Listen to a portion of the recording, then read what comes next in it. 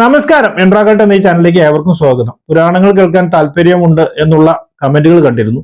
അപ്പൊ പുരാണങ്ങളും അതുപോലെ ചരിത്രവും സംസ്കാരവും എല്ലാം ഉൾക്കൊണ്ടുകൊണ്ടുള്ള കുറച്ച് എന്റർടൈൻമെന്റ് ഒക്കെ ഉൾക്കൊണ്ടുകൊണ്ടുള്ള അതൊക്കെ നമ്മുടെ ചാനലിന്റെ ഭാഗമാണ്. ഒരു വീഡിയോ പരമ്പരയാണ് ഇന്നു മുതൽ കുറച്ച് ദിവസത്തേക്ക് ചെയ്യാൻ ഉദ്ദേശിക്കുന്നത്. അപ്പോ ഈ വീഡിയോയില് നമ്മൾ പരമാവധി ഒന്നരാടൻ, അതായത് ഓൾട്ടർനേറ്റീവ് ഡേയ്സിൽ തരാമെന്നാണ് വിചാരിക്കുന്നത്. ചില സാഹചര്യങ്ങൾ കൊണ്ട് തരാതെ പോയി കഴിഞ്ഞാൽ അതിന് വേറൊന്നും വിചാരിക്കാതെ അതിനുള്ള ക്ഷമ ആദ്യം തന്നെ പറഞ്ഞുകൊണ്ടാണ് നമ്മുടെ വിഷയത്തിലേക്ക് നമ്മൾ വരുന്നത്. അപ്പോ ഇന്നത്തെ വിഷയം പ്രധാനമായിട്ട് പറയുന്നത് തൃശ്ശിവപേരൂരിൽ, അതായത് ഈ വടക്കുംനാഥ ക്ഷേത്രത്തിന്റെ അവിടെ അതിനോടനുബന്ധിച്ചിട്ട് ഈ ശക്തൻ തമ്പുരാനെ നേരിട്ടിട്ട്, അതായത് ഒരു വെളിച്ചപ്പാടിനെ ക്ഷേത്രത്തിന്റെ അവിടെ വെച്ചിട്ട് നിഗ്രഹിക്കുകയുണ്ടായി. അത് എന്തിനാണ് എന്നുള്ള ഒരു ചോദ്യം, അല്ലെങ്കിൽ എന്തുകൊണ്ടാണ് അങ്ങനെ ചെയ്തത്, അതുപോലെ തന്നെ അദ്ദേഹം എടുക്കുന്ന തീരുമാനങ്ങൾ, അത് നടപ്പാക്കുന്ന രീതി, അവിടെ ജാതി മതമോ അല്ലെങ്കിൽ ഒന്നും അദ്ദേഹത്തിന് പ്രശ്നമല്ല. എല്ലാവരോടും വളരെ നിഷ്ഠൂരമായിട്ട് തന്നെയാണ് അദ്ദേഹം ഈ നീതി നടപ്പാക്കാൻ ശ്രമിച്ചിരുന്നത്. അപ്പോൾ ശക്തൻ തമ്പുരാനെ കുറിച്ചിട്ടുള്ള മറ്റുള്ള വിശദ വിവരങ്ങളൊക്കെ ശക്തൻ തമ്പുരാനെ കുറിച്ചുള്ള വീഡിയോകളിൽ ഞാൻ പറഞ്ഞിട്ടുണ്ട്. അതായത് ഇതിനു മുമ്പ് ശക്തൻ തമ്പുരാൻ കൊട്ടാരത്തെ കുറിച്ച് വിശദമായ ഒരു വീഡിയോ ചെയ്തിട്ടുണ്ട്. അതിന്റെ ലിങ്ക് ഞാൻ ഡിസ്ക്രിപ്ഷൻ ബോക്സിൽ കൊടുക്കാം, അത് കണ്ടോളൂ. അപ്പൊ ഇനി ഇന്നത്തെ പ്രധാനമായിട്ടും ഇങ്ങനെയുള്ള കാര്യങ്ങളാണ് പറയുന്നത്. അപ്പോ പ്രധാനമായിട്ട് ഇന്നത്തെ സോഴ്സ് എടുത്തിരിക്കുന്ന കൊട്ടാരത്തെ ശങ്കുണ്ണിയുടെ ഐതിഹ്യമാലയിൽ നിന്നുള്ള കാര്യങ്ങളാണ്. പക്ഷെ ചരിത്രമുണ്ട്, അതുകൊണ്ടാണ് അത് എടുക്കാനുള്ള കാരണം. അതിലത്തെ കുറച്ച് കാര്യങ്ങളാണ് നമ്മൾ പറയുന്നത്. അതായത് ഈ ശക്തൻ തമ്പുരാൻ ജനിക്കുന്നത് പൂയൻ രണ്ടാം കാലിലായിരുന്നു എന്നാണ് പറയുന്നത്. അതുകൊണ്ടായിരിക്കാം അദ്ദേഹത്തിന് 3 വയസ്സത്തിന്റെ മാതാവിനെ നഷ്ടപ്പെട്ടത് എന്ന് ചിലര് വിശ്വസിക്കുന്നുണ്ട്. അതുപോലെ തന്നെ അദ്ദേഹത്തിന്റെ 10ാം വയസ്സിലാണ് അദ്ദേഹം നാലാംകൂറായി മാറുന്നത്. 16ാം വയസ്സായപ്പോഴേക്ക് തന്നെ അദ്ദേഹം ശക്തൻ തമ്പുരാൻ എന്നുള്ള പേരിലേക്ക് വരികയാണ്. ഈ ശക്തൻ തമ്പുരാൻ എന്ന പേരിലേക്ക് അദ്ദേഹം വരുന്നതിന് അദ്ദേഹത്തിന്റെ ചില നടപടികളൊക്കെ ഉണ്ട്. വളരെ ചെറുപ്പത്തിൽ തന്നെ അദ്ദേഹത്തിന്റെ പ്രാവീണ്യം അദ്ദേഹം കാണിച്ചിട്ടുണ്ട്, അതുകൊണ്ടാണ് അങ്ങനെ വന്നത്. അത് കഴിഞ്ഞതിന് ശേഷം പിന്നീട് അദ്ദേഹം 3ാം കൂറായിട്ട് മാറുന്നുണ്ട്. എന്നിട്ട് 30ാമത്തെ വയസ്സിലാണ് അദ്ദേഹം രാജാവായിട്ട് അല്ലെങ്കിൽ മഹാരാജാവായിട്ട് മാറുന്നത്. അപ്പോ ഇദ്ദേഹത്തിന്റെ ചെറുപ്പകാലം മുതൽക്ക് തന്നെ, അതായത് 30 വയസ്സായി ആ സമയത്തിന്റെ ചില കാര്യങ്ങളുണ്ട്. ഞാൻ ആ കാര്യങ്ങളെ കുറിച്ചിട്ട് കൂടുതൽ പറയുന്നില്ല. കുറെ കാര്യങ്ങൾ ഞാൻ വിശദീകരിച്ചിട്ടുണ്ട് ആ വീഡിയോയിൽ. ആ വീഡിയോ നിങ്ങൾ കണ്ടു നോക്കൂ. അപ്പൊ ഇദ്ദേഹത്തിന്റെ കല്യാണം, അതായത് നേത്യാരാമയെ വിവാഹം കഴിഞ്ഞു. അപ്പൊ ആ എവിടുത്താണ് എന്താണെന്നുള്ള കാര്യങ്ങൾ ആ വീഡിയോയിൽ പറഞ്ഞിട്ടുണ്ട്. അപ്പൊ ആ നേത്യാരാമയുടെ വേണ്ട സൗകര്യങ്ങൾ, അവർക്ക് വേണ്ട എല്ലാ കാര്യങ്ങളും നോക്കി നടത്താൻ വേണ്ടിയിട്ട് ഇദ്ദേഹത്തിന് ഏറ്റവും അടുപ്പം ഉണ്ടായിരുന്ന ഒരാളാണ് കുഞ്ഞുട്ടി മേനോൻ എന്ന് പറയുന്നത്. ഈ കുഞ്ഞുട്ടി മേനോനെ വലിയ തമ്പുരാനും വലിയ താല്പര്യമുള്ള ഒരാളായിരുന്നു.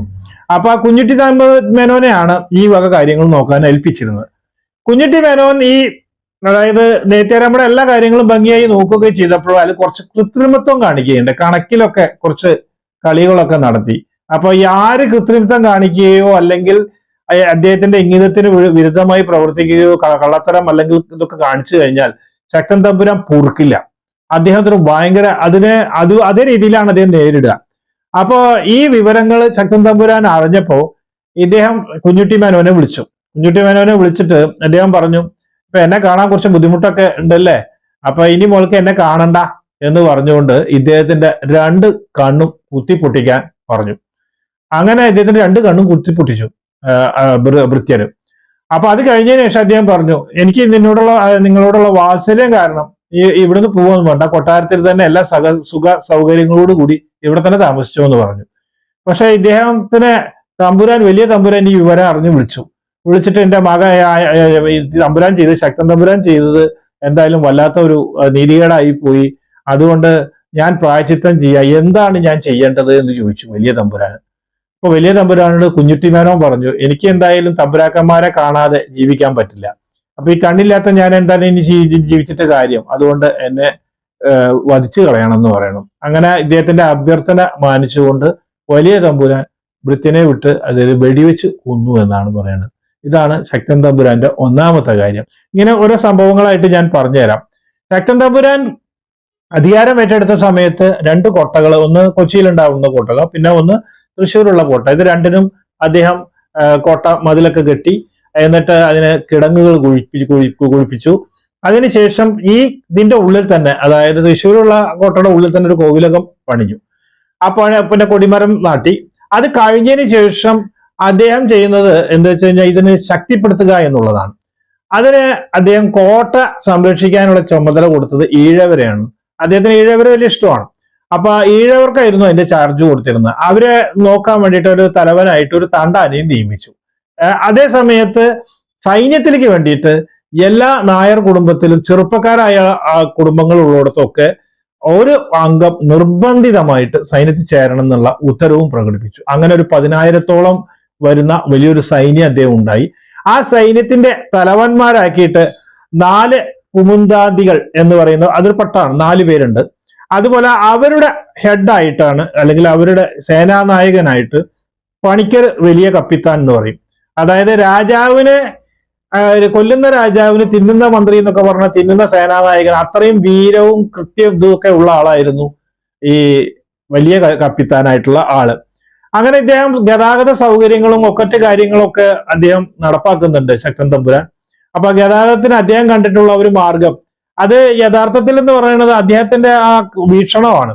റോഡുകൾ നിർമ്മിച്ച സമയത്ത് എല്ലാ റോഡിന്റെയും ആ ഇരുവശത്തും ഉള്ള ആ റോഡ് പങ്കിടുന്ന അതിരുകൾ ഉണ്ടാവുമല്ലോ, ഭൂവുടമകൾ. ആ ഭൂവുടമകൾ വേണം അവരുടെ അതിർത്തിയുടെ ഉള്ളിലുള്ള റോഡ് വൃത്തിയാക്കി ഇടാനുള്ളത്. ഇങ്ങനെയുള്ള ഒരു ആഫ്രിക്കനിലെ ഒരു രാജ്യത്ത് ഇപ്പൊ നടപ്പാക്കിയിട്ടുണ്ട്.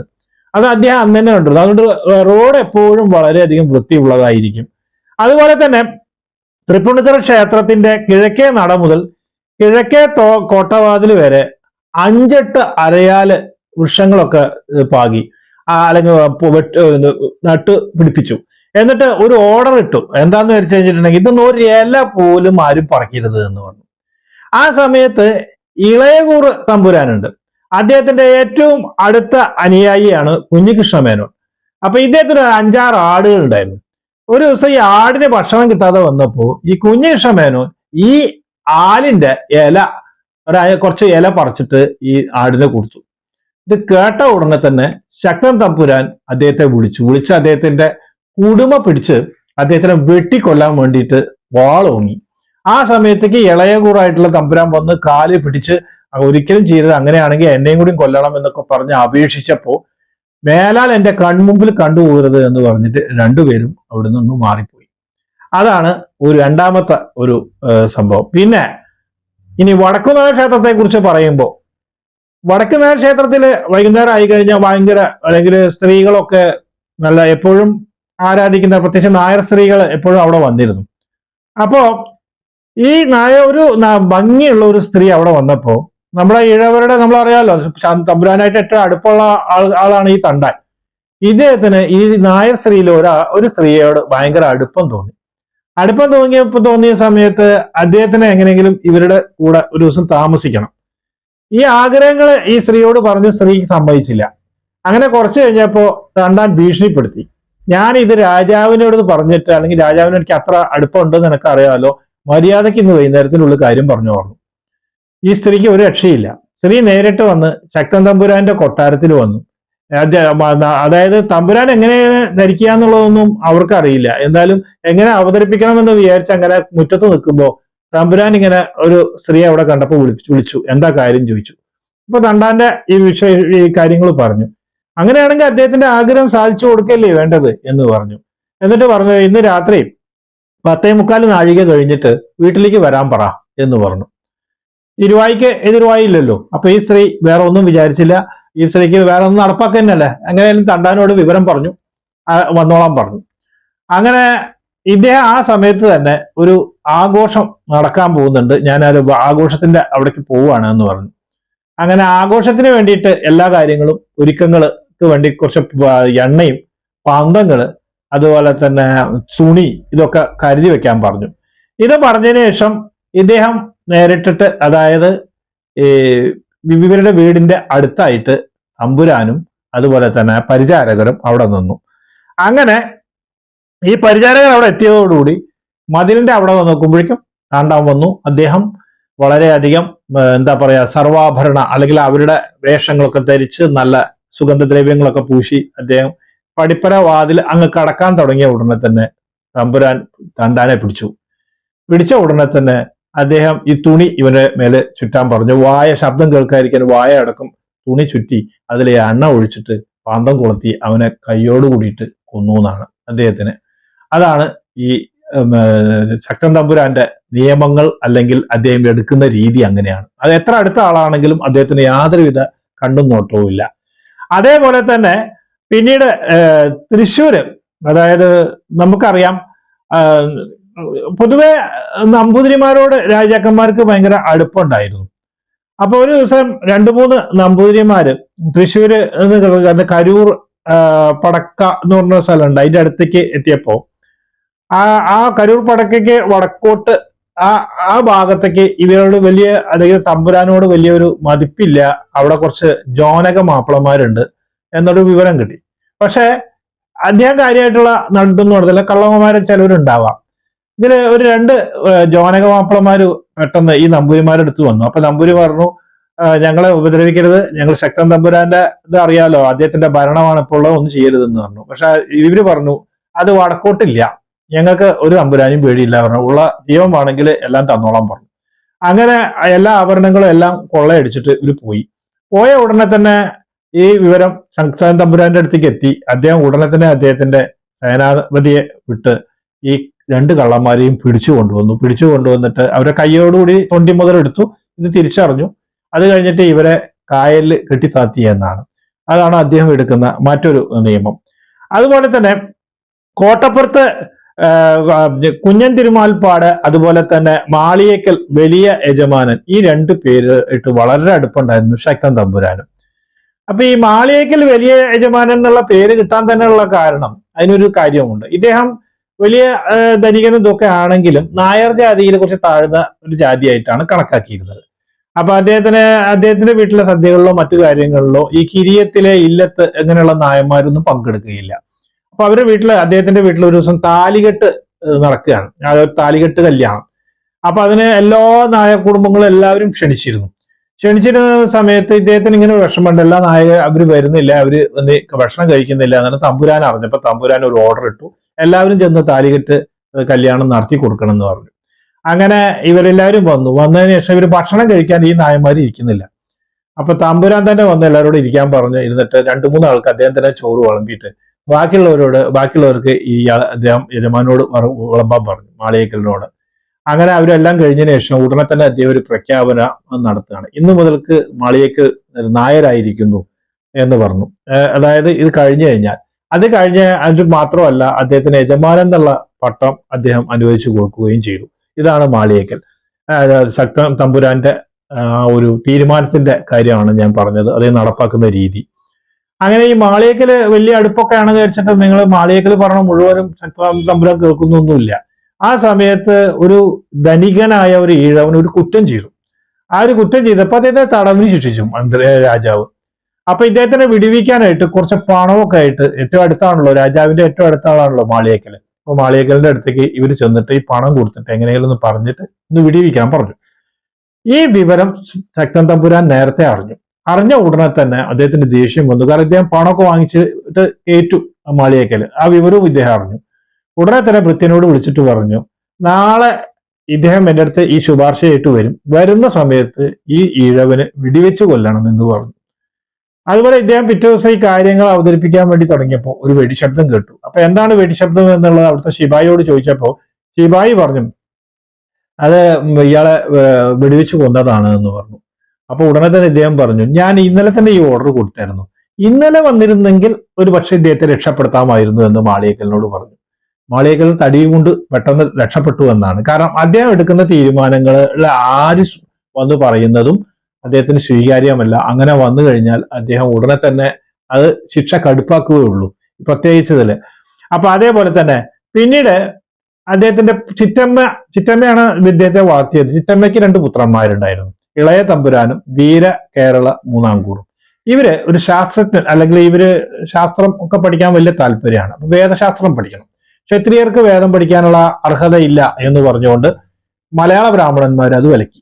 അപ്പൊ തുളുവിൽ നിന്ന് അവിടുത്തെ തുളു ബ്രാഹ്മണരെ കൊണ്ടുവന്നു. അപ്പൊ അവരുടെ ഒരു നേതാവ്, അതായത് അവരുടെ ഗുരുവായിട്ടുള്ള തുളുവിലെ ഒരാളെ കൊണ്ടുവന്നു. അദ്ദേഹത്തിന്റെ സ്വാമിയാറാണ് അദ്ദേഹം, തുളു സ്വാമിയാർ. അദ്ദേഹം വന്നു. ഇവർക്ക് ഇതൊക്കെ പഠിപ്പിച്ചു കൊടുത്തു. അങ്ങനെ അദ്ദേഹത്തിന്റെ സ്വാധീനത്താൽ ഇവരൊക്കെ ശൈവരാണ്. ശൈവ മതത്തിന് എതിരാക്കിയിട്ട് വിഷ്ണു മതത്തിലേക്ക് കൂടുതൽ ആചാരങ്ങൾ കൊണ്ടുവന്നു. അപ്പൊ അവർ വിഷ്ണു മതത്തിലേക്ക് ഇദ്ദേഹത്തിന് കൂടുതൽ ആകർഷണം വന്നു. അങ്ങനെ വന്ന സമയത്ത് ഈ വിഷ്ണു ആചാരപ്രകാരം ഈ തുളു ബ്രാഹ്മണരുടെ ആചാരങ്ങളും രീതികളും ഒക്കെ ഇവര് ഇത് നടപ്പാക്കാൻ അല്ലെങ്കിൽ ഇവര് ആചരിക്കാൻ തുടങ്ങി. അത് ശക്തൻ തമ്പുരാന് തീരെ ഇഷ്ടമായില്ല.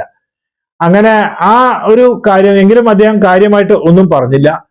പിന്നീട് അതിനുശേഷം ഈ ഇങ്ങനെയുള്ള കാര്യങ്ങൾ പറഞ്ഞതിന് ശേഷം ശക്തൻ തമ്പുരാന്റെ അതായത് ചിറ്റമ്മയുടെ വീട്ടിൽ അവരുടെ പൈസയും തികയുന്നില്ല, പണമൊന്നും ചെലവിന് തികയണില്ല. അപ്പൊ അവര് എന്ത് ചെയ്തു കഴിഞ്ഞാൽ പണം ചോദിച്ചപ്പോ ശക്തൻ തമ്പുരാൻ പറഞ്ഞു, ഇങ്ങനെ തുളു ബ്രാഹ്മണരുടെ ആചാര രീതികളൊക്കെ അനുസരിക്കുന്നതുകൊണ്ടാണ് ഈ കിട്ടുന്ന പൈസ ചെലവാകാതെ അല്ലെങ്കിൽ തികയാതെ വരുന്നത്.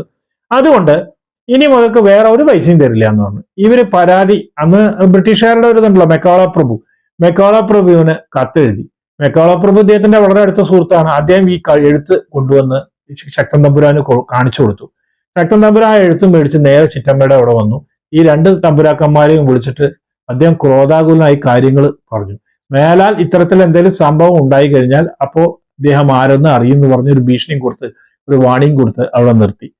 പിന്നെ അടുത്തതായിട്ടാണ് നമ്മൾ വടക്കുംനാഥ ക്ഷേത്രത്തിന്റെ അവിടെയുള്ള തേക്കുംകാട് മൈതാനം വെട്ടിത്തെളിയിക്കുന്നതിനെ കുറിച്ച് പറയുന്നത്. തേക്കുംകാട് മൈതാനത്തിന്റെ ഇതൊക്കെ വെട്ടാൻ തുടങ്ങിയപ്പോ തമ്പുരാനും എല്ലാവരും കൂടിയിട്ട് ക്ഷേത്രത്തിൽ എത്തിയപ്പോ ഈ കോമരം അതായത് വെളിച്ചപ്പാട് തുള്ളിക്കൊണ്ടുവന്ന് പറഞ്ഞു, ഇത് എന്റെ അച്ഛന്റെ ജടയാണ്, ഇത് മുറിക്കാൻ പാടില്ല എന്ന് പറഞ്ഞു.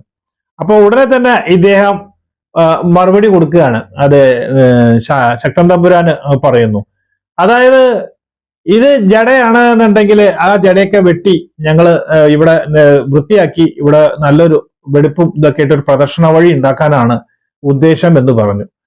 അപ്പോ അത് കഴിഞ്ഞതിന് ശേഷം അദ്ദേഹം പറഞ്ഞു, ടിപ്പു സുൽത്താൻ വന്നിട്ട് ഇതിന്റെ ഉള്ളിലത്തെ പ്രതിമ അല്ലെങ്കിൽ പ്രതിഷ്ഠ ഇളക്കിയെടുത്ത് കൊണ്ടുപോയി ദൂരത്ത് കൊണ്ടുപോയി കളഞ്ഞ സമയത്ത് ഈ അച്ഛനും മോനൊക്കെ എവിടെയായിരുന്നു എന്ന് ചോദിച്ചു. അപ്പൊ എന്നോട് കളിക്കുന്ന ഉണ്ണി എന്ന് പറഞ്ഞ് കോമനം കാലിത്തുള്ളി ഇങ്ങനെ വന്നതിന് ശേഷം അപ്പോ ഉടനെ അദ്ദേഹം പറഞ്ഞു, എന്നോട് എന്റെ അനാവശ്യമായ കാര്യങ്ങളിലൊന്നും ഇടപെടാതെ പൊയ്ക്കോന്ന് പറഞ്ഞു. ഇത് കോലി തുള്ളി കൊണ്ട് വീണ്ടും എന്നോട് കളിക്കാൻ വരുന്ന ഉണ്ണി എന്ന് ചോദിച്ചു വന്ന് വെട്ടാൻ തുടങ്ങിയപ്പോ ഈ വെളിച്ചപ്പാടിന്റെ വാളിന് മൂർച്ചയില്ല. അപ്പൊ ഇദ്ദേഹം പറഞ്ഞു, ആ മൂർച്ചയില്ല അല്ലേ, എന്നാ ഒരു കാര്യം മൂർച്ച ഉള്ളത് ഞാൻ തരാന്ന് പറഞ്ഞിട്ട് സ്വന്തം ഉടവാള് എടുത്ത് അത് ഈ വെളിച്ചപ്പാടിന്റെ നെറ്റിയിൽ വെച്ചിട്ട് ചിലമ്പ് കൊണ്ട് അടിച്ചു തല പടർന്നു എന്നാണ് പറയുന്നത്. അപ്പൊ ഈ സംഭവത്തെ കുറിച്ച് പിന്നീട് തമ്പുരാട്ടി ചോദിച്ചു, ഇത് ചെയ്ത് മഹാഭാവല്ലേ, ഇങ്ങനെ ചെയ്യാൻ പാടുണ്ടോ, ദേവി കോപം അല്ലെങ്കിൽ ദൈവത്തിന്റെ കോപം ഉണ്ടാവില്ലേ എന്ന് ചോദിച്ചപ്പോൾ അദ്ദേഹം പറഞ്ഞു, ഞാൻ കൊന്നത് കോമരത്തെയാണ്, ദൈവത്തെ അല്ല എന്നാണ് പറഞ്ഞത്. പല തടസ്സങ്ങളും നമ്മൾ പുരോഗമനത്തിൽ വരുന്ന സമയത്ത് ഇങ്ങനെയുള്ള ചില തടസ്സങ്ങൾ വരും, അതുകൊണ്ട് ഇനി മേലാൽ അത് ആവർത്തിക്കരുത് എന്ന് വിചാരിച്ച് ചെയ്തതാണ് എന്ന് പറഞ്ഞു. അതേപോലെ തന്നെ ഈ ചിറ്റമ്മ തമ്പുരാട്ടി പിന്നെ ഒരു വനത്തില് വേട്ടയാടാൻ അദ്ദേഹം പോകുന്നുണ്ട്. വനത്തിൽ വേട്ടയാടാൻ പോകുന്ന സമയത്ത് അവിടെ വെച്ച ഒരു പുലി അദ്ദേഹത്തിനെ പെട്ടെന്ന് ചാടി വന്നപ്പോ ഇദ്ദേഹം വെടിവെച്ച് കൊന്നു ആ പുലിയെ വെടിവെച്ചപ്പോഴത്തേക്ക് കൂടെ ഒരു അംഗരക്ഷകനുണ്ട് ഇദ്ദേഹത്തിന് കാവൽ നിൽക്കാൻ. ആ അംഗരക്ഷകനെ അവരെ കാണാനില്ല. അങ്ങനെ നോക്കുമ്പോൾ ഈ അംഗരക്ഷകൻ ഒരു വലിയൊരു മരത്തിന്റെ മുകളിൽ ഒളിച്ചിരിക്കുകയാണ്. ഇദ്ദേഹത്തിന് ദേഷ്യം വന്നു, കാരണം ഇദ്ദേഹത്തിനെ രക്ഷിക്കാൻ വേണ്ടി കൊണ്ടുവന്ന അംഗരക്ഷകനാണ്, അയാളാണ് ഈ മരത്തിന്റെ മുകളിൽ തന്നെ. ഉടനെ തന്നെ അദ്ദേഹം അംഗരക്ഷകനെ, നീ ഇതിന് യോഗ്യനെല്ലാവരും വെടിവെച്ചാൽ കൊന്നു എന്നാണ്. അതേപോലെ തന്നെ തൃശ്ശൂരിലെ കടുത്ത ജലക്ഷാമം ഉണ്ടായി, മഴ പെയ്തില്ല. ഇടവപ്പാതിയും മിഥുനപ്പാതിയൊക്കെ കഴിഞ്ഞിട്ടും മഴ പെയ്തില്ല. ഉടനെ അദ്ദേഹം ഈ അവിടുത്തെ ബ്രാഹ്മണ ശ്രേഷ്ഠരെ വിളിച്ചിട്ട് എന്താ ഇതിനൊരു മറുപടി, ഒരു ഭാഗം, ഒരു പരിഹാരം ചോദിച്ചു. അപ്പൊ ജലപൂജ നടത്തിയാൽ മതി എന്ന് പറഞ്ഞു. ജലപൂജ നടത്തിയാൽ 12 ദിവസത്തിനുള്ളിൽ ഇത് വരും, നല്ല ചെലവുള്ള പരിപാടിയാണ്, എന്തായാലും അന്ന് നടക്കട്ടെ എന്ന് പറഞ്ഞ് അല്ല സദ്യയും ദക്ഷിണയൊക്കെ കൊടുത്ത് നടത്തി. 11 ദിവസം കഴിഞ്ഞിട്ട് മഴ പെയ്തില്ല. 12ാമത്തെ ദിവസം ആ ദിവസം മഴ കാണാത്തപ്പോ അദ്ദേഹം നേരിട്ടാണ് ചെന്നു തമ്പുരാൻ. നേരിട്ട് ക്രോധാകുലനായിട്ട് ബ്രാഹ്മണരോട് പറഞ്ഞു, ഇന്ന് മഴ പെയ്തില്ലെങ്കിൽ ഒറ്റെണ്ണത്തിന്റെ തല കാണില്ല എന്ന് പറഞ്ഞു. ഇവരാകെ ഇങ്ങോട്ട് പരിഭ്രമിച്ച് ആകെ മഴ പെയ്തു. എന്തുകൊണ്ടോ അന്ന് മഴ പെയ്തു എന്നാണ് പറയുന്നത്. അങ്ങനെ അവർക്ക് സമ്മാനമൊക്കെ ഇരട്ടി ആക്കി കൊടുത്തു എന്നൊക്കെയാണ് ഐതിഹ്യം. പിന്നെ ഈ ചിറ്റമ്മ തമ്പുരാട്ടി മരണപ്പെട്ടപ്പോൾ ഉണ്ടായ ഒരു സംഭവം പറഞ്ഞുതരാം. അവര് മരിച്ച് ആ മരണപ്പെട്ടപ്പോ ഒരു അടിയന്തരം ഇതൊക്കെ നടത്തി. അപ്പൊ സദ്യയൊക്കെ കേന്ദ്രമായിട്ട് സദ്യ നടക്കുമ്പോൾ ഇതിന് പഞ്ചസാര വിളമ്പാൻ വൈകി. കാരണം പഞ്ചസാര കൊടുത്തിരുന്നത് ഈ കൊച്ചിയിലുണ്ടായിരുന്ന കൊങ്ങിണി ആയിട്ടുള്ള ദേവര ശക്കിണി എന്ന് പറയുന്ന അദ്ദേഹം ഒരു കൊങ്കിണിയാണ്. വലിയ ധനികനും വലിയൊരു പ്രബലനായ കച്ചവടക്കാരനാണ്. അയാളാണ് പഞ്ചസാര കൊണ്ടുവന്ന് എടുക്കാന്ന് പറഞ്ഞത്. ആ പഞ്ചസാര കിട്ടാൻ വൈകി. അത് ആ പരാതി ബ്രാഹ്മണർ വന്നിട്ട് ഇദ്ദേഹത്തിനോട് പറഞ്ഞു. ഈ കൊങ്ങിണികൾക്ക് ഇവരെ തീരെ വില ഉണ്ടായിരുന്നില്ല. കാരണം അയാൾ താമസിക്കുന്നത് കൊച്ചിയിലാണ്. കൊച്ചിയിലുള്ള ഡച്ച് കോട്ടയാണ്. അത് ആദ്യം പോർച്ചുഗീസുകാരുടെ ആയിരുന്നു, പിന്നീട് അത് ഡച്ചുകാർ പിടിച്ചെടുത്തതാണ്, പിന്നീട് ബ്രിട്ടീഷുകാർ പിടിച്ചെടുത്തു. അതിന്റെ ഉള്ളിലായതുകൊണ്ട് ഇയാൾ കൊച്ചി രാജാവിന് ഇതിലൊന്നും അധികാരമില്ല എന്ന രീതി ഇവർക്ക് ഭയങ്കര അഹങ്കാരമാണ്. അപ്പൊ ഇദ്ദേഹം ശക്തതമ്പുരാൻ ഇതിനൊരു പാഠം പഠിപ്പിച്ചേ അടങ്ങും എന്ന് പറഞ്ഞിട്ട് നാളെ പുലർച്ചെ രാവിലെ ആകുമ്പോഴേക്കും ഇദ്ദേഹം മനഃപൂർവ്വം വൈകിച്ചതാണ് എന്നുള്ളതാണ് ശക്തൻ തമ്പുരാന്റെ ഇത്. അപ്പൊ അപമാനിക്കുക എന്നുള്ളതാണ്. അതുകൊണ്ട് നാളെ പുലർച്ചെ ഞാൻ കണി കാണുമ്പോൾ അവന്റെ തല എനിക്ക് കാണണം എന്ന് പറഞ്ഞു. അപ്പോ ഉടനെ തന്നെ ഇതിനു വേണ്ടിയിട്ട് വലിയ കപ്പിത്താൻ, അതായത് ഇതിന്റെ സേനാധിപതിയെ പറഞ്ഞയക്കുകയാണ്. സേനാധിപതി ആ കൊച്ചി കോട്ടയിലേക്ക് വരുമ്പോൾ കോട്ടയ്ക്ക് ഒരു പ്രശ്നമുണ്ട്. രാത്രി 10 മണിക്ക് കോട്ട അടച്ചു കഴിഞ്ഞാൽ പുലർച്ചെ 4 മണി വരെ പിന്നെ കോട്ടവാതിൽ തുറക്കില്ല. അതിൽ കൂടെ അങ്ങോട്ടും ഇങ്ങോട്ടും ആരെയും കടത്തി വിട്ടില്ല. അവിടെ അവർക്ക് സംരക്ഷണമുണ്ട്. അങ്ങനെ ഇദ്ദേഹത്തിന്റെ ഉള്ളിലേക്ക് സാധാരണ വേഷത്തിൽ അങ്ങ് ചെല്ലുന്നു പടനായകൻ. അപ്പൊ അതിന്റെ അകത്ത് ചെന്നു ഇദ്ദേഹത്തിനെ കാണുന്നുണ്ട്, അതായത് ഈ കുങ്ങിണിയെ കാണുന്നുണ്ട്. അദ്ദേഹം കണ്ട ഉടനെ തന്നെ മഹാരാജാവിന് ഒക്കെ സുഖല്ലേ, വരൂ ഇരിക്കൂ എന്നൊക്കെ പറഞ്ഞ എന്താണെന്ന് വെച്ചാൽ എനിക്ക് കുറച്ച് പട്ട് വാങ്ങിക്കാൻ വേണ്ടി വന്നതാണ് എന്ന് പറഞ്ഞു. അപ്പൊ അദ്ദേഹത്തിന്റെ അംഗരക്ഷകരൊക്കെ അവിടെ ഉണ്ട്. അതെയോ, ആ വിഷയങ്ങൾ ഞാനേ കുറച്ച് വൈകിപ്പോയി, പഞ്ചസാര അവിടെ തരാൻ വൈകിപ്പോയത്, വേറൊന്നും ചോദരുത്. അപ്പൊ അദ്ദേഹം പറഞ്ഞു, പടനായകൻ പറഞ്ഞു അതൊന്നും വിഷയമല്ല, എനിക്ക് കുറച്ച് പട്ട് വേണം, അതിനു വേണ്ടി വന്നതാണ്. അപ്പൊ താഴെ നിലയിലുള്ള പട്ട് വലിയ ഇടത്തരമാണ്, അതേസമയം മുകളിൽ നല്ല തരം ഇതാണെങ്കിൽ മുകളിൽ പോകണം എന്ന് പറഞ്ഞു. അപ്പൊ എനിക്ക് രണ്ടും വേണം എന്ന് പറഞ്ഞു. അങ്ങനെ മുകളിലേക്ക് പോയി. മുകളിൽ പോയിട്ട് ഈ പട്ട് എടുത്തുകൊണ്ടിരിക്കുന്ന ഇടയിൽ ഇദ്ദേഹം പടനായകൻ വെട്ടി ഇദ്ദേഹത്തിന്റെ തല വെട്ടിയെടുത്ത് ആ പട്ട് തന്നെ പൂഞ്ഞ് പുറത്തേക്ക് കൊണ്ടുവന്നു. ഈ താഴത്തുള്ള ഇതുള്ള ആൾക്കാരൊക്കെ ഇദ്ദേഹം മുകളിൽ കിടന്ന് ഉറങ്ങുകയാണെന്ന് വിചാരിച്ചു. കാരണം ചില സമയങ്ങളിൽ അദ്ദേഹം അവിടെ കിടന്ന് ഉറങ്ങുമെന്ന് വിചാരിച്ചിട്ട് അവരാരും അറിഞ്ഞില്ല. ഇദ്ദേഹം അവിടുന്ന് പുറത്തു വന്ന് നേരെ ഈ കോട്ടവാലിന്റെ അടുത്ത് അവിടെ ഒരു സ്ഥലത്ത് ഒളിച്ചിരുന്നു. 4 മണിക്കല്ലേ തുറക്കുള്ളൂ. എന്നാൽ രാവിലെ 4 മണിയാകുമ്പോൾ തുറന്ന് ഇദ്ദേഹം പുറത്തേക്ക് വന്ന് നേരെ തൃശ്ശൂർപേരൂരെത്തി പള്ളിയുറക്കത്തിന് മുമ്പ്, അതായത് തുറക്കാൻ ഭാഗത്തിൽ അദ്ദേഹത്തിന്റെ വാതിലിന്റെ മുന്നിൽ ഈ തല കെട്ടി തൂക്കി. അങ്ങനെ കലതൊട്ടേക്ക് തമ്പുരാൻ തുറന്നു. വാതിൽ തുറന്നപ്പോൾ ഇത് കാണുന്നത് ഇതാണ്. അപ്പൊ അദ്ദേഹത്തിന് വലിയ സന്തോഷമായി. എന്നിട്ട് അദ്ദേഹം ഒരു കാര്യം കൂടിയും പറഞ്ഞു, ഈ വീരൻ ഇനി കൊങ്ങിണികളുടെ അഹങ്കാരം കൂടി അവസാനിപ്പിക്കണം, അവിടെ പോയി അവരുടെ എല്ലാ ജംഗമ വസ്തുക്കളും കൊള്ളയടിച്ചു കൊണ്ടുപോകാറുള്ളൂ. അങ്ങനെ ഇദ്ദേഹം പട്ടാളം പോയി അവരെയൊക്കെ കംപ്ലീറ്റ് കൊള്ളയടിച്ച ആ സമ്പത്തൊക്കെ കൊണ്ടുവന്ന സമയത്ത് അവര് കുറച്ച് ആൾക്കാര് അവരുടെ വിഗ്രഹം കൂടി കൊച്ചി രാജാവ് എടുക്കുമോ എന്നുള്ള ഭയം കൊണ്ട് അവര് അത് എടുത്ത് തിരുവിതാംകൂറിലേക്ക് പോയി എന്നാണ് ശങ്കുണിയുടെ പുസ്തകത്തിൽ എഴുതി വെച്ചിരിക്കുന്നത്. പിന്നെ അടുത്തതായിട്ട് നമ്മൾ ശക്തൻ തമ്പുരാനും രാമവർമ്മയും തമ്മിലുള്ള ഒരു സംഭാഷണം നടക്കുന്നുണ്ട്. അതിൽ ശക്തൻ തമ്പുരാന്റെ സൈന്യത്തെ കുറിച്ച് പറയുന്നുണ്ട്. അതായത് രാമവർമ്മ ചോദിക്കുന്നുണ്ട്, മാളിയുടെ 1-ാം നിലയിൽ നിന്ന് അവർ സംസാരിച്ചുകൊണ്ടിരിക്കുമ്പോൾ അദ്ദേഹം പറയുന്നു, നിങ്ങളെ സൈന്യത്തിന്റെ ബലത്തിനെ കുറിച്ച് പറയാണ്. അപ്പൊ ഇവിടെ നിന്ന് ഏതെങ്കിലും ഒരു സൈനികന് ചാടാൻ പറ്റുമോ താഴത്തേക്ക് ചോദിച്ചു. നല്ല ഹൈറ്റ് ആണ്, നല്ല ഉയരമുണ്ട്. അപ്പോ രാമവർമ്മയുടെ സൈനികരോട് ചോദിച്ചു രാമവർമ്മ, ആരും അനങ്ങിയില്ല. ശക്തൻ തമ്പുരാന് ഒന്നിങ്ങനെ നോക്കിയതേ ഉള്ളൂ. നോക്കിയ ഉടനെ തന്നെ ഈ സൈനികർ എല്ലാം ഒറ്റ അടിക്ക് എടുത്ത് ചാടി താഴത്തേക്ക് എടുത്ത് ചാടി. ഇതേപോലുള്ള ഒരു സംഭവം ഹിറ്റ്ലറുടെ ഇതിൽ ഞാൻ വായിച്ചിട്ടുണ്ട് കേട്ടോ. ഹിറ്റ്ലറുടെ സൈന്യം ബ്രിട്ടീഷ് പ്രധാനമന്ത്രിയുടെ മുന്നിൽ ഇങ്ങനെ കാണിച്ചിട്ടുണ്ടെന്ന് ഞാൻ വേറെ പിന്നീട് വായിച്ചിട്ടുണ്ട്. അത് ഒരു ശക്തിയാണ് ഷെയ്ദ്. അത് കഴിഞ്ഞിട്ട് ശക്തൻ തമ്പുരാൻ തിരിച്ചുപോയി. ഇദ്ദേഹം ഭയങ്കര അത്ഭുതപ്പെട്ടു. ഇദ്ദേഹത്തിൻ്റെത് ഇങ്ങനെ വീണ് പരിക്കൊക്കെ പറ്റിയ ഈ ഈ സൈനികര് അവിടത്തെ കുറച്ചു കാലം താമസിച്ചോളാൻ പറഞ്ഞു. ആ താമസിക്കുന്ന സമയത്ത് രാമവർമ്മ വന്ന് ചോദിച്ചു, എന്തുകൊണ്ടാണ് നിങ്ങൾ ഇങ്ങനെ ചാടിയത് എന്ന് ചോദിച്ചപ്പോൾ അദ്ദേഹം പറഞ്ഞു, ചാടാതിരുന്നു കഴിഞ്ഞാൽ തല പോവും, ചാടിയ ചിലപ്പോൾ ജീവൻ കിട്ടിയെന്ന് വരും, അതുകൊണ്ടാണ് ഞങ്ങൾ ചാടിയതെന്ന് പറഞ്ഞു. അങ്ങനെ അവർക്ക് സമ്മാനം കൊടുത്തിട്ട് അദ്ദേഹം പറഞ്ഞയച്ചു എന്നാണ് മറ്റൊരു ഇതിൽ പറയുന്നത്. പിന്നെ വേറെയുണ്ട്, കുറെ ഐതിഹ്യങ്ങളുണ്ട്. ഇത് കുറച്ച് വീഡിയോ ലെങ്ത് കൂടി പോവാന്ന് വെച്ചിട്ട് ഞാൻ ചുരുക്കി പറയാണ്. ഇനി സ്വാമിയാരുടെ കാര്യം ഞാൻ പറഞ്ഞല്ലോ, അദ്ദേഹത്തിനോട് ഭയങ്കര ദേഷ്യമായിരുന്നു ഇദ്ദേഹത്തിനുണ്ടായിരുന്നു, തുളു ബ്രാഹ്മണനോട്. അപ്പൊ ഈ ഇവര് രണ്ടുപേരും കൂടിയിട്ട്, അതായത് ഇളയ തമ്പുരാന്മാര് ശക്തൻ തമ്പുരാൻ അറിയാതെ, ശക്തൻ തമ്പുരാൻ തൃശ്ശൂരാണ്, ഇവര് ഈ ഇയാളെ കൊണ്ടുവന്നിട്ട്, സ്വാമിയാരെ കൊണ്ടുവന്നിട്ട് ആദരിക്കുന്ന ഒരു വിവരം ഇദ്ദേഹം അറിഞ്ഞു. ശക്തൻ തമ്പുരാൻ അറിഞ്ഞ ഉടനെ തന്നെ ഇദ്ദേഹം പറഞ്ഞു, അത് ഉടനെ അദ്ദേഹത്തിനെ മടക്കി അയക്കരുത്, എനിക്ക് കുറച്ച് അനുഗ്രഹം മേടിക്കാനുണ്ട്, അതുകൊണ്ട് ഞാൻ വന്നിട്ടേ പോകാൻ പാടൂ എന്ന് പറഞ്ഞു. അങ്ങനെ ഇദ്ദേഹം അവിടെ 4 ദിവസം താമസിച്ചു. 4-ാമത്തെ ദിവസം അദ്ദേഹം അവിടെ 10 ദിവസം കഴിഞ്ഞിട്ട് ശക്തൻ തമ്പുരാൻ അവിടെ വന്നു. ഇദ്ദേഹത്തിന് വലിയൊരു ഡോളി അല്ലെങ്കിൽ വലിയ പല്ലക്ക് പോലെ ഒരു ഇതാണ്, ഡോളി എന്നാണ് പറഞ്ഞിരിക്കുന്നത്, അതിന്റെ മുകളിൽ ഇരുത്തി ഇരുത്തിയിട്ട് ഭയങ്കര ആഡംബരമായിട്ട് കൊണ്ടുവന്ന് ആ വാതിലിന്റെ അവിടെ എത്തിയ സമയത്ത് ഇദ്ദേഹം എന്താ ചെയ്തതെന്ന് വെച്ച് കഴിഞ്ഞിട്ടുണ്ടെങ്കിൽ, അതായത് ഈ വൈഷ്ണവ ഭക്തര് ഭസ്മം തൊടില്ല, അവർക്ക് അത് വിലക്കപ്പെട്ടതാണ്. അദ്ദേഹം പറഞ്ഞു, അപ്പൊ ഇത് തൊടാൻ പാടില്ലല്ലോ, ഞങ്ങൾ വൈഷ്ണവരാണ്, അതുകൊണ്ട് ഈ ചാരം ഞങ്ങൾ കലക്കിയിട്ട് ഒരു വലിയ വെള്ളമുണ്ട്, അപ്പൊ ഇതിന്റെ ഭസ്മത്തിന്റെ ധാരയാകട്ടെ എന്ന് പറഞ്ഞു അങ്ങോട്ട് കൊണ്ടുപോയി തലയിൽ ഞാൻ ഒഴിപ്പിച്ചു. അതിനെ കംപ്ലീറ്റ് ഒഴിപ്പിച്ച അവമാനിതനായിട്ടാണ് അദ്ദേഹം പോയത്. ഈ രണ്ട് തമ്പുരാക്കന്മാർക്കും ഭയങ്കര കോപം വന്നു. ആ കോപം വന്ന് അവര് പിന്നെ വേറെ കുറച്ച് കാര്യങ്ങൾ ചെയ്യേണ്ടത്, അതുകൂടി പറഞ്ഞിട്ട് നിർത്താം. വീഡിയോ ലെങ്ത് കൂടുന്നുണ്ടെന്ന് എനിക്ക് തോന്നുന്നു. ഞാൻ ചുരുക്കാൻ വേണ്ടിയിട്ടുള്ള ശ്രമമാണ്.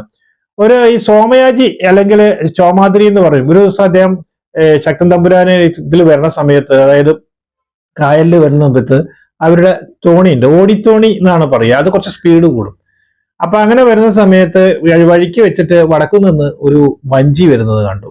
ആ വഞ്ചിയിൽ ഈ ചോമാതിരി ഉണ്ടായിരുന്നു. അപ്പൊ ചോമാതിരിയുടെ കുടുംബത്തിൽ ഒരാൾ മരിച്ചു, ആ വിവരം അറിയിക്കാൻ വരികയാണ്. അപ്പൊ അവരാല് ആ വിവരം ആദ്യം ആരാണോ അറിയിക്കുന്നത് അവർക്കുള്ളതാണ് ഇവർക്കുള്ള ഈ മരിച്ചു കഴിഞ്ഞാൽ രാജാവിന്റെ അവിടെ നിന്നുള്ള ഒരു കിഴിയുണ്ട്, പണക്കിഴി, അത് ആൾക്കുള്ളതാണ്. അദ്ദേഹം ഉടനെ തന്നെ പറഞ്ഞു, എന്നാൽ നേരം വൈകിക്കേണ്ട, ഇനി ഒരു കാര്യം ചെയ്തോളൂ, നിങ്ങൾ ഈ വഞ്ചിയിൽ പോയാൽ തിരുവനന്തപുരത്തേക്കാണെങ്കിൽ പെട്ടെന്ന് എത്തില്ല, അതുകൊണ്ട് നിങ്ങൾ ഈ ഓടി വഞ്ചിയിൽ പോയിക്കോ, ഞാൻ ഈ വഞ്ചിയിൽ പോയിക്കോളാം എന്ന് പറഞ്ഞിട്ട് തിരുവനന്തപുരത്തേക്ക് വിട്ടു. അപ്പൊ ഈ കൂടെയുള്ള ആൾക്കാരോട് പറഞ്ഞു, വഞ്ചിക്കാരോട്, നിങ്ങൾ നാളെ പുലർച്ചെ ആവുമ്പോഴേക്കും ഇദ്ദേഹത്തിനെ അവിടെ എത്തിച്ചിരിക്കണം എന്ന് പറഞ്ഞു. ഇവര് വഞ്ചിക്ക് വളരെ വേഗത്തിൽ തുഴഞ്ഞു, അവിടെ എത്തിയപ്പോ ഈ ഇടവ എന്ന് പറഞ്ഞ ഒരു സ്ഥലമുണ്ട്, അവിടെ എത്തിയതിനു ശേഷം പിന്നീട് അങ്ങോട്ട് വഞ്ചി പോവില്ല. അവിടുന്ന് ഇവര് കെട്ടിപ്പൊക്കി ഇദ്ദേഹത്തിനെ എടുത്തിട്ട് ഓടി തിരുവിതാംകൂർ എത്തി രാമവർമ്മയുടെ വിവരം പറഞ്ഞു. അപ്പൊ അദ്ദേഹം അത്ഭുതപ്പെട്ടു പോയി. കാരണം 6 ദിവസം നടന്ന് അല്ലെങ്കിൽ ഓടിയിട്ടൊക്കെ വരണം, എന്നാലേ എത്തുള്ളൂ. ഇത്രയും 10 നാഴിക കൊണ്ട് ഇത്രയും സ്പീഡിൽ എങ്ങനെ എത്തി, 56 നാഴിക കൊണ്ട് എങ്ങനെ എത്തി? അത്ഭുതപ്പെട്ടപ്പോൾ ഉടനെ മനസ്സിലായി ശക്തൻ തമ്പുരാന്റെ ഒരു സഹായം ഉണ്ടാവുമെന്ന് മനസ്സിലായി. 60 നാഴിക കേട്ടോ, 56 അല്ല, 60 നാഴികയുടെ ഉള്ളിൽ അദ്ദേഹം എത്തി. അപ്പോ ഉടനെ തന്നെ അദ്ദേഹം തിരിച്ച് പറഞ്ഞു, നീ ഒരു കാര്യം ചെയ്യാം, ഇവരെ വിട്ടോളൂ, ഞാൻ വേറെ ആൾക്കാരെ ഏൽപ്പിച്ചതാന്ന് പറഞ്ഞു. അവരെ പറഞ്ഞയച്ചു. അപ്പോ ഈ പറഞ്ഞതിന്റെ മുമ്പ് അദ്ദേഹം ചോദിച്ചു, സുഖമായിരുന്നു യാത്ര ചോദിച്ചു. അപ്പൊ പറഞ്ഞു, അല്ല യാത്രയ്ക്ക് സുഖമായിരുന്നു, പക്ഷെ എനിക്കൊന്ന് മൂത്രം ഒഴിക്കാനും കൂടി സമ്മതിച്ചില്ല ഇവര് എന്ന് പറഞ്ഞു. അങ്ങനെ ഇത് കഴിഞ്ഞ് തിരിച്ചങ്ങോട്ട് പോകുന്ന സമയത്ത് വേറെ ഒരു തോണിയിൽ രാമവർമ്മയുടെ അദ്ദേഹത്തിന്റെ ആൾക്കാരോട് പറഞ്ഞു, ഒരു കാര്യം ചെയ്യണം, ഇങ്ങോട്ട് വരുമ്പോൾ മൂത്രം ഒഴിക്കാൻ അദ്ദേഹത്തിന് സമയം കൊടുത്തിട്ടില്ല, അതുകൊണ്ട് ഇവിടുന്ന് അങ്ങോട്ട് പോകുമ്പോൾ എല്ലാ കടവിലും അദ്ദേഹത്തിനെ നിർത്തി മൂത്രം ഒഴിപ്പിച്ച് കൊണ്ടുപോയാൽ മതി എന്ന് പറഞ്ഞു. ഈ ഭടന്മാര് രാജാവിന്റെ കൽപ്പന അനുസരിച്ചിട്ട് ഇയാളെയും കൊണ്ടുപോയി ഓരോ കടവിലെത്തിയിട്ട് മൂത്രം ഒഴിപ്പിച്ച് ഇയാൾക്ക് ഇല്ലെങ്കിലും നിർബന്ധിച്ച് മൂത്രം ഒഴിപ്പിക്കായിരുന്നു, അല്ലെങ്കിൽ രാജാവ് ഞങ്ങളുടെ തല എടുക്കുന്നു പറഞ്ഞിട്ട് ഇദ്ദേഹം ആകെ വശം കെട്ടു. അങ്ങനെ ശക്തൻ തമ്പുരാന്റെ അടുത്തെത്തി. ശക്തൻ തമ്പുരാന്റെ അടുത്തെത്തിയപ്പോ ശക്തൻ തമ്പുരാൻ ചോദിച്ചു, ഇങ്ങനെ കുഴപ്പമൊന്നും ഉണ്ടായില്ലോ? ഒന്നുമില്ല, ഇവിടുന്ന് അങ്ങോട്ട് പോകുമ്പോൾ മൂത്രം ഒഴിക്കാൻ സമ്മതിച്ചില്ല, ഇങ്ങോട്ട് വരുമ്പോൾ എന്നെ കൊണ്ട് ബലമായിട്ട് മൂത്രം ഒഴിപ്പിച്ചു ആണെന്ന് പറഞ്ഞു. എന്നാ ഒന്നും കൂടി തിരുവനന്തപുരത്തേക്ക് പോവല്ലേ ചോദിച്ചു. ഉടനെ തന്നെ അദ്ദേഹം ചോമയാജി അയാള് താഴെ വീണിട്ട് തമ്പുരാനോട് പറഞ്ഞു, നിങ്ങൾ തമ്മിലുള്ള ഈ മത്സരത്തിന്റെ ഇടയ്ക്ക് എന്നെ ബലിയാടാക്കരുത്, എന്നെ വെറുതെ വിടണം എന്ന് പറഞ്ഞ അപേക്ഷിച്ചു. അങ്ങനെ അയാളെ വെറുതെ വിട്ടു എന്നാണ് പറയുന്നത്. അതുപോലെ തന്നെ പണിക്കര്, അതുപോലെ കൈമള്, കർത്ത, ഇങ്ങനെയുള്ള ആൾക്കാരൊക്കെ അവരൊക്കെ നാടുവാഴികളായിരുന്നു. ഇവരൊക്കെ ഭയങ്കര പ്രബലരായിരുന്നു. രാജാവിനെ അനുസരിക്കാത്തതൊക്കെ ശക്തൻ തമ്പുരാനെ അനുസരിപ്പിച്ചു. അങ്ങനെയുള്ള ഒരു ഇതിലാണ് മൂരിയാടത്ത് നമ്പ്യാർ എന്ന് പറഞ്ഞിട്ട് നാടുവാഴി ഉണ്ടായിരുന്നു. അതിൽ ആ കുടുംബത്തില് പിന്നെ അനന്തരാവകാശികൾ ഇല്ലാതെ ഒരു വൃത്തം മാത്രമേ ഉണ്ടായിരുന്നുള്ളൂ. അപ്പൊ അവർക്കൊരു അവകാശിനെ തിരഞ്ഞെടുക്കണം എന്നുണ്ട്. അങ്ങനെ ഒരു അവകാശിനെ തിരഞ്ഞെടുക്കാൻ വേണ്ടിയിട്ട് അവര് ഇത് പറയുന്നുണ്ട്, ദത്തെടുക്കാൻ വേണ്ടിയിട്ട്. ഉടനെ തമ്പുരാൻ മനസ്സിലാക്കി ഇവർക്ക് ഒരുപാട് സ്വത്തുണ്ട്, അത് എങ്ങനെയെങ്കിലും കൊച്ചി ഇതിലേക്ക് ചേർക്കണം. അപ്പൊ അദ്ദേഹം പറഞ്ഞു, ശരി ഞാൻ ആളെ കൊണ്ടുവരാൻ പറഞ്ഞു. അങ്ങനെ ഒരു ആൺകുട്ടിയെയും ഒരു പെൺകുട്ടിയെയും അദ്ദേഹം കൊണ്ടുവരുന്നു. ഈ കുട്ടികൾ ഭക്ഷണം കഴിക്കാൻ, ഈ ചടങ്ങിന്റെ ഇടയിൽ ഭക്ഷണം കഴിക്കാൻ സമ്മതിക്കുന്നില്ല. അപ്പൊ ഈ വൃദ്ധയ്ക്ക് വിഷമായി, എന്താ കഴിക്കാത്തത് ചോദിച്ചു. അപ്പൊ രാജാവ് പറഞ്ഞു കഴിച്ചോളാൻ പറഞ്ഞു. അങ്ങനെ അവര് ഭക്ഷണം കഴിച്ചു. ഭക്ഷണം കഴിച്ചതോട് കൂടിയിട്ട് ഇവര് നായരുടെ അടുത്ത് നിന്നാണ് ക്ഷത്രിയര്, ഞാൻ പറഞ്ഞല്ലേ ഇവരൊക്കെ ക്ഷത്രിയരാണെന്നാണ് വിശ്വസിക്കുന്നത്. അപ്പോ ക്ഷത്രിയര് ഭക്ഷണം കഴിച്ചു കഴിഞ്ഞാൽ പിന്നെ അത് ക്ഷത്രിയരല്ലാതെയാവും എന്ന് പറഞ്ഞു. അപ്പൊ ഇനിയിപ്പോ എന്താ ചെയ്യാന്ന് ചോദിച്ചു. അപ്പൊ ജാതിയിൽ നിന്ന് പുറത്താക്കാൻ പറ്റില്ല, ഭ്രഷ്ട് കൊടുക്കാൻ പറ്റില്ല, രാജകൽപ്പന അനുസരിച്ചിട്ടാണ് ചെയ്തത്. അപ്പൊ ഈ കുട്ടികളോട് പറഞ്ഞു, ശരി നിങ്ങൾ വരും എന്ന് പറഞ്ഞാൽ അവനെ ബ്രാഹ്മണാലയം ഇതൊന്നും ഇല്ലാത്ത ഒരു സ്ഥലം, ഒരു പുഴയുടെ തീരത്ത്, അതാണ് മേലാറ്റൂര്, അവിടെ കൊണ്ടുപോയി രാജാവ് വലിയൊരു കൊട്ടാരമൊക്കെ പണിഞ്ഞ് സർവ്വ സൗകര്യങ്ങളും രാജാവിന്റെ ചെലവിൽ അവരെ അവിടെ പാർപ്പിച്ചു. അപ്പൊ ഇവരുടെ ആചാരങ്ങളൊക്കെ ക്ഷത്രിയരുടെ പോലെ തന്നെ, പക്ഷെ പൂണൂല് ധരിക്കാൻ പാടില്ല, മന്ത്രങ്ങളില്ലാതെ പൂജകൾ ബ്രാഹ്മണർ നടത്തും. ഇങ്ങനെയാണ് അവരുടെ ആചാരങ്ങൾ ഉണ്ടായത്. അവര് കുറെ കാലം അവിടെ ഉണ്ടായിരുന്നു. ഇപ്പൊ അവരുടെ കാര്യങ്ങളെ കുറിച്ച് അറിയുന്നില്ല. ശങ്കുണ്ണിയുടെ ബുക്കിൽ അങ്ങനെ എഴുതിയിട്ടുണ്ട്. അതാണ് പറയുന്നത്. ഇതാണ് മറ്റൊരു ഇതില്. പിന്നെ ശക്തന്റെ മരണം അറിയണം. ഈ രണ്ട് ഇവര് തളച്ചു നിൽക്കുകയാണല്ലോ ഈ രണ്ട് തമ്പുരാക്കന്മാരെ. ആ കൂറിനെ കുറിച്ചും മത്സ്യത്തെ കുറിച്ചും മറ്റു കാര്യങ്ങളെ കുറിച്ചൊക്കെ ഞാൻ വേറെ വീഡിയോ ചെയ്തിട്ടുണ്ട് കേട്ടോ. അപ്പൊ എങ്ങനെയെങ്കിലും ഇയാൾ എന്നാ ചാവുക അല്ലെങ്കിൽ മരിക്കുക എന്നുള്ളത് അറിയാൻ വേണ്ടിയിട്ട് വടക്ക് നിന്ന് രഹസ്യമായിട്ട് ഒരു വാരരെ വിളിച്ചു കൊണ്ടുവന്നിട്ട് ശക്തൻ തമ്പുരാന്റെ മരണ ദിവസം എന്നാണ് ചോദിച്ചു. പക്ഷെ ആദ്യം വേഗം പ്രശ്നം വെപ്പിച്ചിട്ട് ഇത് കൊടുത്തു, ഇന്ന ദിവസം മരിക്കുന്നു. ഇതേ വിവരം ശക്തൻ തമ്പുരാൻ അറിഞ്ഞ ഉടനെ തന്നെ തിരിച്ചു വരുമ്പോൾ വാരരെ പിടിക്കാൻ പറഞ്ഞു. പിടിച്ചതിന് ശേഷം പറഞ്ഞു, എന്റെ മരണത്തിന്റെ ദിവസം നീ കുറിച്ചില്ലേ, നിന്റെ മരണ ദിവസം ഞാൻ കുറിക്കുകയാണ്, ഇന്ന് വൈകുന്നേരത്തിന്റെ ഉള്ളിൽ നിന്നെ കൊല്ലും ഇരുന്ന് പറഞ്ഞു. അങ്ങനെ ഒരു 4 ആളെ വിളിച്ച് അടിക്കുകയും ചെയ്തു. നല്ലോണം അടിച്ചതിന് ശേഷം ഇതിനെ വധിച്ചു എന്നാണ് പറയുന്നത്. അതുപോലെ തന്നെ വേറൊരു മൂത്തത് താടിയും ദീക്ഷയും വളർത്തിയിട്ട് അവിടെ നിൽക്കുന്ന സമയത്ത് ആ ക്ഷേത്രത്തിന്റെ അവിടെ കണ്ടപ്പോ എന്തിനാ അങ്ങനെ താടിയും ദീക്ഷയും വളർത്തിയിരിക്കുന്നത്, ബ്രാഹ്മണരെ പോലെ നിങ്ങൾക്കും ഗർഭദീക്ഷയുണ്ടോ ചോദിച്ചു. അപ്പൊ അദ്ദേഹം പറഞ്ഞു പകുതി ഉണ്ട് എന്ന് പറഞ്ഞു. ഉടനെ തന്നെ ഒരു ശൗരകനെ വിളിച്ചു കൊണ്ടുവന്നിട്ട് അദ്ദേഹത്തിന്റെ പകുതി വടിച്ചു കളയാൻ പറഞ്ഞു. പകുതിയല്ലേ ഉള്ളത്, പകുതി വടിച്ചു കളയാൻ പറഞ്ഞു എന്ന് മനഃപൂർവ്വം ചെയ്തതാണ്. അത് കഴിഞ്ഞ് പിന്നെ ഈ പാലിയത്തച്ഛന്റെ ഒരു കാര്യം പറയുന്നുണ്ട്. പാലിയത്തച്ഛനും അതുപോലെ പാലിയത്ത് വലിയച്ഛട്ടോ അതുപോലെ തന്നെ ഇദ്ദേഹത്തിന്റെ ഇളം കൂറ് ആയിട്ടുള്ള അല്ലെങ്കിൽ ഇളം തമ്പുരാനെയും കൂട്ടിയിട്ട് രാമവർമ്മയെ കാണാൻ പറഞ്ഞയക്കുന്നുണ്ട്. ഈ രാമവർമ്മ വൈക്കത്ത് വന്നിട്ടുണ്ടെന്നുള്ള വിവരം കിട്ടി. അതായത് രാമവർമ്മയല്ല, സോറി, ബാലരാമവർമ്മ. രാമവർമ്മയല്ല, ബാലരാമവർമ്മ. അവിട്ടം തിരുനാളാണ് കേട്ടോ നമ്മൾ പറയുന്നത്. അപ്പൊ അദ്ദേഹത്തിനെ കാണാൻ വേണ്ടിയിട്ട് പോയി. കാരണം ഇദ്ദേഹം വളരെ നിസ്വാർത്ഥനും വളരെ ഒരു എന്താ പറയാ ശുദ്ധനും ഒക്കെ ആളാണ്. അപ്പൊ എങ്ങനെയെങ്കിലും ഇദ്ദേഹത്തിന് തൃപ്പൂണിത്തുറ കൊണ്ടുവന്ന് സന്തോഷിപ്പിച്ചു കഴിഞ്ഞാൽ കുറച്ച് സ്ഥലം കൈക്കലാക്കാന്ന് വിചാരിച്ചു. അതായത് കരപ്പുറം, പന്തീരുകാതം, ആലങ്ങാട്ട്, പറവൂര്, ഈ സ്ഥലങ്ങൾ എങ്ങനെയെങ്കിലും കൈക്കലാക്കാന്നുള്ളതായിരുന്നു ശക്തന്റെ ഉദ്ദേശം ഉണ്ടായിരുന്നത്. പക്ഷെ ഈ പാലിയത്തച്ഛനും അവിടുത്തെ വേലിത്തമ്പി വളവായിട്ട് നല്ല അടുപ്പമുണ്ടായിരുന്നു. അപ്പൊ വേലിത്തമ്പി വളവ് എന്താണെന്ന് പറയുന്നത് അതാണ് ഇയാള് ബാലരാമവർമ്മ കേട്ടിരുന്നുള്ളൂ. ഈ പദ്ധതി പെട്ടെന്ന് ഇങ്ങനെ വിളിക്കാനുള്ള കാരണം എന്താണെന്ന് മനസ്സിലായതോടുകൂടി അദ്ദേഹം എന്ത് ചെയ്തു, ഈ പദ്ധതി ഉപേക്ഷിച്ചു. വരുന്നില്ല, പിന്നെ ഒരു ദിവസം വരുന്നുള്ളൂ എന്നാണ്. ഇവിടെ എല്ലാ ഒരുക്കങ്ങളൊക്കെ കാത്ത് ശക്തൻ തമ്പുരാൻ ഇരുന്നെങ്കിലും അദ്ദേഹത്തിന് നിരാശനായി. അപ്പൊ അദ്ദേഹം ഏകദേശം ഊഹിച്ചു, പാലിയത്തച്ഛനും ഇയാളുമായിട്ടുള്ള നല്ല ബന്ധമാണല്ലോ, ആ വിവരം അറിഞ്ഞു. അപ്പോ ഈ പാലിയത്തച്ഛൻ വലിയച്ഛൻ വന്നിട്ട് ഈ തമ്പുരാന്റെ അടുത്ത് വന്നിട്ട് ഒരു ചുമരില് ഇടത്തെ കൈ കൊണ്ട് ചാരി വടക്കോട്ട് നോക്കിയിട്ടാണ് സംസാരിക്കുന്നത്.